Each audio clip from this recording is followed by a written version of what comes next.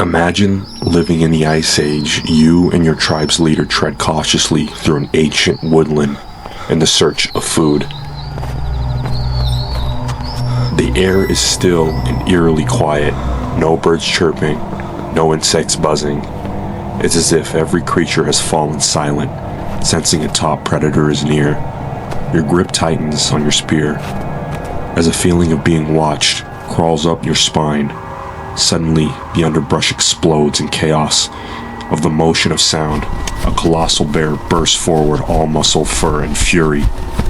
It charges with terrifying speed and crashes into your hunting party. In an instant, it grabs your closest tribe mate. You watch in horror as the beast's powerful jaws and claws rend into your companion, his screams silenced almost as soon as they began. Blood splatters as the massive predator rears up, towering over you. Heart pounding, you stumble back, face to face with one of the most fearsome animals to ever walk the earth. This is Acroterium. Acroterium was the largest short-faced bear species. It could stand 3.4 to 4.3 meters, or 11 to 14 feet tall when rearing up, far taller than any person. These bears also weighed over 1 ton, to be exact 2,200 pounds in the biggest individuals. Some estimates suggest around 1,600 to 1,700 kilograms, or about 3,500 to 3,700 pounds for a huge male. With such an immense size, Acroterium is considered one of the largest bears ever known and possibly the largest land carnivore of all time. During its prime in the early Pleistocene, it would have been the most powerful land predator on the planet. Acroterium, meaning bear beasts, roamed Central and South America from the late Pliocene to the end of the Pleistocene, millions of years ago. Its bear ancestors migrated south from North America during the Great American Interchange, once the Panama Land Bridge formed in the rich ecosystems of South America. With few other large predators around, it grew to enormous proportions.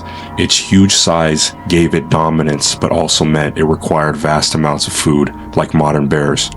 Acroterium was omnivorous, but meat likely made up a large part of its diet. Scientists believe the giant short-faced bear often feasted on Pleistocene megafauna, possibly scavenging or hunting creatures like giant ground sloths, prehistoric horses, camels, young mammoths, and glyptodons. Its teeth and jaws were powerful.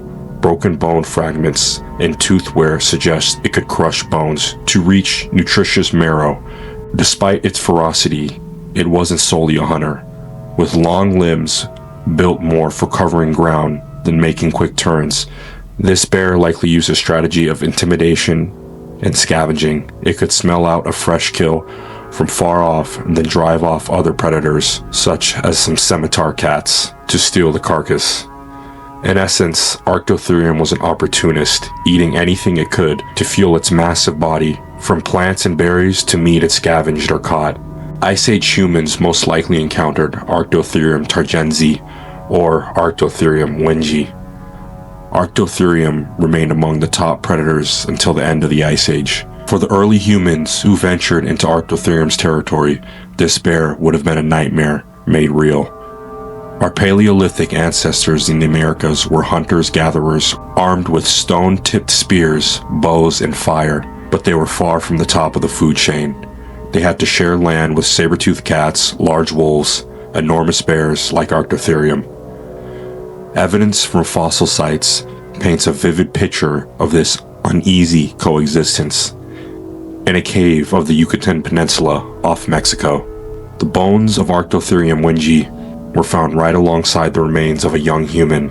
Both had fallen into a deep pit about 13,000 years ago, showing that people and these bears prowled the same regions and met the same dangers across the Americas. Ancient legends and archaeological finds hint that humans knew these giant bears well, whether as feared adversaries or coveted prizes. In fact, in North America, a close cousin of Acroterium, the short-faced bear Arctodus, was apparently butchered by Clovis hunters at a site in Texas, suggesting that on rare occasions, humans managed to take one of these behemoths.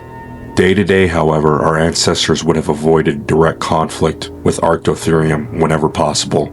A fully grown short-faced bear was simply too dangerous to confront unless absolutely necessary. Anthropologists speculate that early humans adapted their behaviors to stay safe.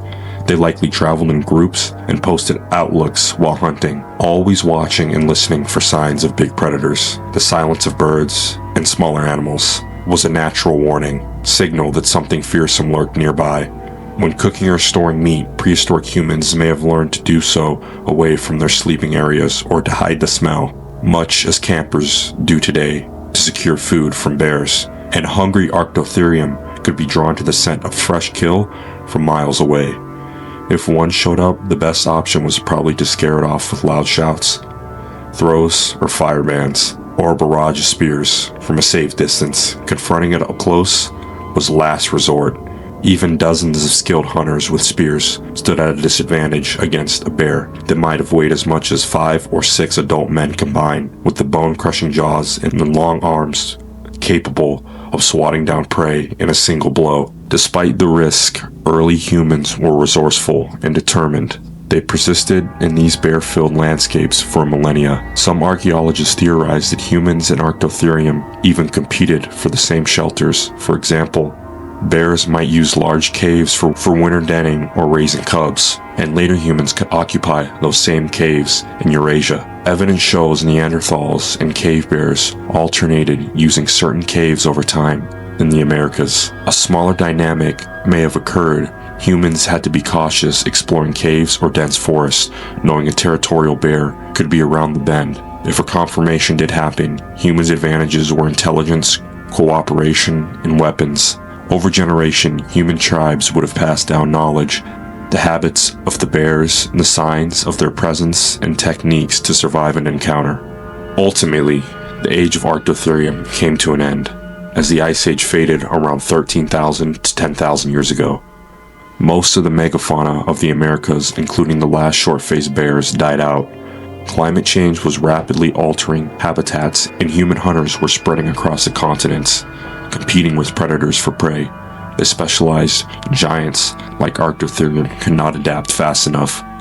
Scientists note that these bears had more restrictive diets than habits than smaller bears, which may have made them more vulnerable to extinction. By 10,000 years ago, Acroterium was gone, and our species no longer had to fear its stalk and attack. Yes, the legacy of those massive bears lives on. They knew what it was like to face a predator that could snuff out a human life in seconds. Thanks to their ingenuity and cooperation, our ancestors endured in spite the dangers. In retelling these stories today, we catch a glimpse of the prehistoric reality, a time when humans walked among giants, and when an eerie silence in the forest might mean the bear was watching from the shadows, ready to remind us that we were not yet masters of the world.